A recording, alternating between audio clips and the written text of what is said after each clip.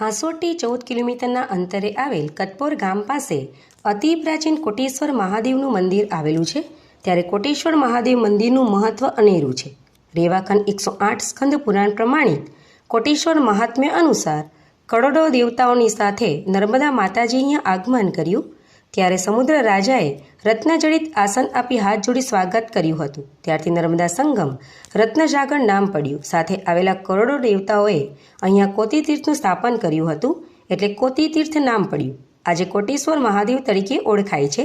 શિવપુત્રીમાં રેવાને જ્યાં ખુદ કરોડો દેવી દેવતા અને રત્નસાગર સામે લેવા આવ્યા હતા।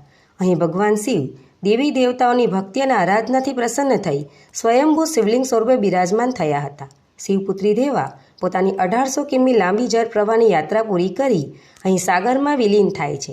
સાગર દેવતા રત્નો ભરી અને કરોડો દેવી દેવતા સાથે મા નર્મદાને સામે લેવા આવ્યા હતા અને અહીં દેવોએ રેવાકુંડની સ્થાપના કરી હતી। આજે પણ કોટેશ્વર મહાદેવ મંદિર ખાતે રેવાકુંડ હયાત છે અને રેવાકુંડની મધ્યમાં મા નર્મદા બિરાજમાન છે। અહીં રેવાકુંડમાં સ્નાન કરવાની પણ માન્યતા છે। નર્મદા સંગમ સ્થાન પર આવેલ કોટેશ્વર મહાદેવ મંદિર ખાતે મા નર્મદાની પરિક્રમાનો પ્રથમ ચરણનો અંતિમ પડાવ છે અને બીજા પડાવની શરૂઆત થાય છે। અહીં પરિક્રમાવાસીઓ કોટેશ્વર મહાદેવના અચૂક દર્શન કરી પરિક્રમાના બીજા ચરણના દગ માંડે છે। અહીંયા જપ તપ દાન ધર્મ કરવાથી કરોડો ઘણું ફળ પ્રાપ્ત થાય છે। નર્મદા પરિક્રમા કરનાર પરિક્રમાવાસીઓ માટે દર્શન નમન અર્ચન પૂજન કરવાથી અમરકંટકથી નર્મદા સંગમ સુધીમાં આવતા દરેક તીર્થના દર્શનનું ફળ પ્રાપ્ત થાય છે। તો અહીં ગુપ્ત ભોયણું હોવાની પણ માન્યતા છે, જે સામે કિનારે જાગેશ્વર ખાતે નીકળી હોવાની લોકવાયકા છે। કોટેશ્વર મહાદેવ મંદિરના મહંત ગોપાલદાસ મહાત્યાગી વર્ષોથી સેવા બજાવી રહ્યા છે। તેઓ દ્વારા સંત નિવાસનું નિર્માણ કર્યું છે અને સંત નિવાસમાં તેઓ પૂજાપાઠ સહિત હોમ હવન કરતા હોય છે, જેમાં અન્ય સંતો પણ જોડાય છે। કોટેશ્વર મહાદેવ મંદિર ખાતે મહાશિવરાત્રિ અને શ્રાવણ માસમાં વિવિધ ધાર્મિક કાર્યક્રમોનું આયોજન કરવામાં આવે છે। દૂર દૂરથી ભક્તો દર્શન માટે આવતા હોય છે।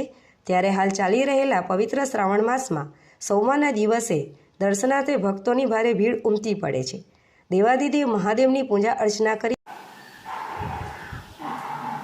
गोपालदास महात्यागी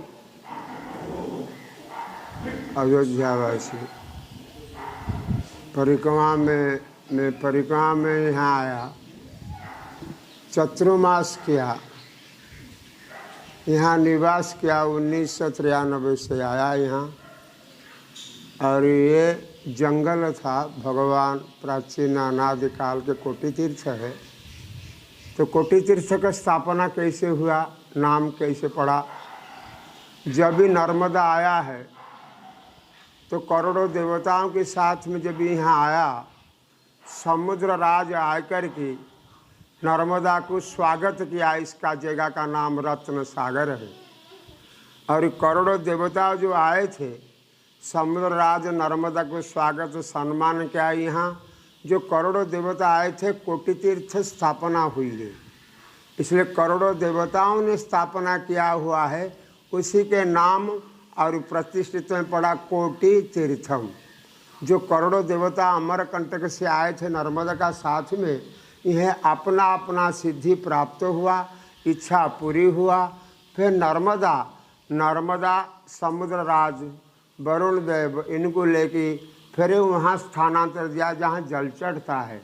और यहाँ पर जो करोड़ों देवताओं ने स्थानांतर कोटि तीर्थ की स्थापना हुई है। यहाँ परिक्रमावासी और यहाँ जो भी प्रजा यहाँ जप तप तीर्थ करता है, दान पुण्य करता है, वो करोड़ों गुना का महिमा फल वर्ण देते हैं। और यहाँ सदा सदैह परिक्रमा जो आता है, यहाँ दर्शन पूजन करता है, तो अमरकंटक से यहाँ तक दक्षिण तट का महिमा वर्ण भी कोटि तीर्थ भगवान फल देते हैं।